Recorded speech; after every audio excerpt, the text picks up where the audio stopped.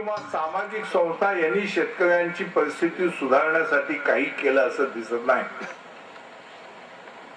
400 वर्षापूर्वी माल्थसने सांगितलं की जमीन कायम आहे आणि लोकसंख्या वाढते आहे. लोकांचे हाल हाल होणार आहेत, ते उपाशी राहणार आहेत, लोक भुकेनी मरणार आहेत, आजाराने मरणार आहेत. याला काही पर्याय नाही असं त्यांनी सांगितलं. पण शेतकऱ्यांनी शेवटी मदत घेतली, ते नव्या तंत्रज्ञानाची मदत घेतली आणि जमिनीचा आकार वाढला नाही तरी सुद्धा त्यानंतर लोकसंख्या ही जवळजवळ चौपट वाढली तरी सुद्धा सर्वांना पुरेसं अन्न मिळेल याची व्यवस्था शेतकऱ्यांनी करून दाखवली.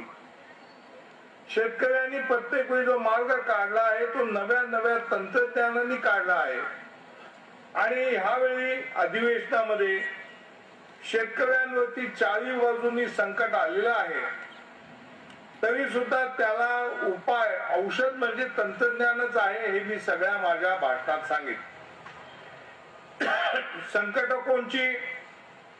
पहिली गोष्ट, 25 वर्ष सतत आंदोलन करून सुद्धा मगाशी अनिल धनवटने सांगितल्याप्रमाणे आंदोलने केली, हजारोच्या संख्येने तुरुंगात गेलो, लाट्या खाल्ल्या, 35 जणांचे जीव गेले आणि तरी सुद्धा सरकारने शेतीमालाला भाव द्यायचा नाही हे जे आपलं धोरण आहे ते सोडलेलं नाही.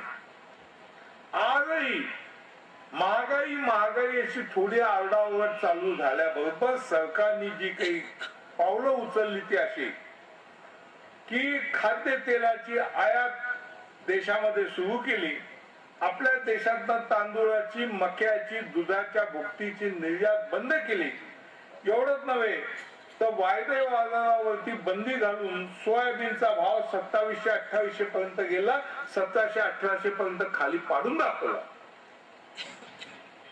शेतकऱ्यांच्या विरुद्धची सरकारची धोरणं सगळी कायम आहेत. त्याला तंत्रज्ञानाने एक उत्तर दिलं की वायदा बाजार सगळीकडे झाला तर शेतकऱ्यांना भाव मिळू शकतो. सोयाबीनचा भाव प्रत्यक्षामध्ये 2700-2800 पर्यंत गेला, तुम्ही पाहिला. सरकारने तो पाडला ही गोष्ट वेगळी. मी तुम्हाला फक्त जी संकट सांगितली होती ती संकट अशी होती की शेतीमालाला भाव मिळू द्यायचा नाही हे धोरण सरकारने बदललेलं नाही, ते आणखी कडक झालं आहे. शेतकऱ्यांना कर्ज माफी देतो म्हणून त्यांनी कर्जमुक्तीचा विषय टाळला आहे. अगदी काल सुद्धा शरद पवारांनी आम्ही काही लोकांना आणखी कर्ज माफीचा फायदा देता येईल का याचा विचार करणार आहे असं म्हटलं. परंतु तत्वतः सर्व शेतकऱ्यांची सगळी कर्ज अनैतिक आहेत आणि ती बेकायदेशीर आहेत हा शेतकरी संघटनेचा मुद्दा सरकारने अजूनही मान्य केला नाही. मी मराठवाड्यातनं गेल्यानंतर न्यूयॉर्क मध्ये कोणत्या बँकेने काय केलं आणि कोणची बँक कशी पडली आणि कोणची बँक कशी फसली याच्या तपशिलात जाण्याचा हे काही स्थान नव्हे. पण सगळ्या जगावरती एक वित्तीय संकट आलेलं आहे.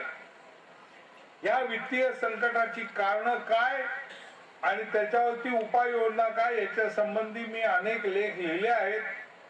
ते कदाचित शेतकरी संघटक मध्ये येत्या काही 10-15 दिवसामध्ये तुम्हाला वाचायला मिळते, पण त्याविषयी मी विवेचन इथं करणार.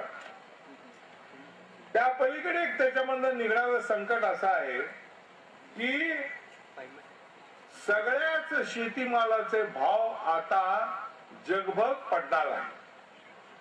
सोयाबीनचे भाव जे पडत आहेत, एका बाजूला सोयाबीनला मागणी वाढते, दुसऱ्या बाजूला सोयाबीनच्या पिकांवरती कीड पडते आहे आणि तरी सुद्धा सोयाबीनचे भाव पडत आहेत. हा जो प्रचंड चमत्कार आहे किंवा ही जी एक शोकांतिका आहे याचं मुख्य कारण, जरी कापसाच्या बाबतीमध्ये महाराष्ट्रामध्ये भाव वाढत असले तरी हरियाणामध्ये आणि पंजाब मध्ये आलेले पाहुणे तुम्हाला सांगतील की तिथे पंजाब मध्ये देखील कापसाचे भाव पडत आहेत. महाराष्ट्रातले भाव किती चढत राहणार हे सांगता येणार नाही.